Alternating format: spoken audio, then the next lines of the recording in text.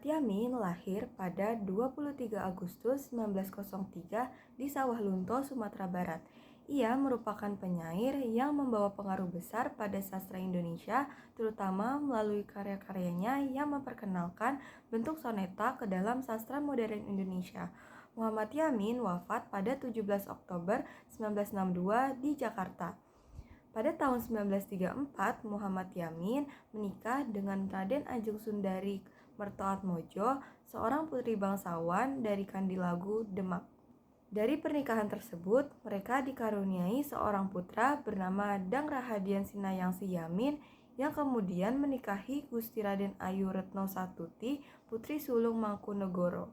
Sejak masa mudanya, Yamin telah aktif dalam berbagai organisasi pemuda yang bergerak untuk kemerdekaan, seperti Young Sumateranan Bond pada 1926 dan Kongres Pemuda II tahun 1928 yang menghasilkan Sumpah Pemuda. Ia juga bergabung dengan Partindo pada 1932 sampai 1938. Kemudian pada tahun 1938 sampai 1942, Yamin menjadi anggota Volkskrant.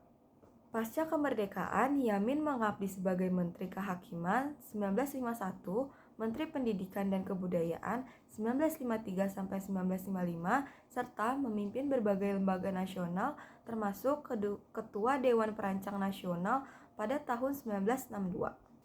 Muhammad Yamin memainkan peran penting dalam Kongres Pemuda II, di mana ia menjadi tokoh yang merumuskan Ikrar Sumpah Pemuda. Pada kongres yang berlangsung pada 27 sampai 28 Oktober 1928, Yamin bertugas sebagai sekretaris. Secara tata organisasi, ia bertanggung jawab mencatat seluruh pembahasan dalam kongres. Namun, perannya tidak terbatas pada tugas administratif saja. Ia juga berpidato untuk memberikan dorongan semangat kepada para pemuda yang hadir dari berbagai daerah. Sebagai seorang sastrawan, Yamin mengedepankan imajinasinya. Tanpa takut, ia menyebut persatuan dan kebangsaan Indonesia adalah hasil pikiran serta kemauan sejarah yang sudah berumur ratusan tahun. Oleh karena itu, peran Muhammad Yamin dalam Kongres Pemuda II memang tak bisa dipandang sebelah mata. Berkat dia, rumusan Sumpah Pemuda tercipta. Karya-karya Muhammad Yamin yaitu yang pertama ada Tanah Air 1922, yang kedua ada Indonesia Tumpah Darahku 1928, yang ketiga Kalau Dewatara Sudah Berkata 1932, yang keempat Ken Arok dan Ken Dedes 1934, yang kelima Sejarah Peperangan di Dipanegara 1945, dan yang terakhir Tan Malaka 1945. Lalu ada penghargaan Muhammad Yamin.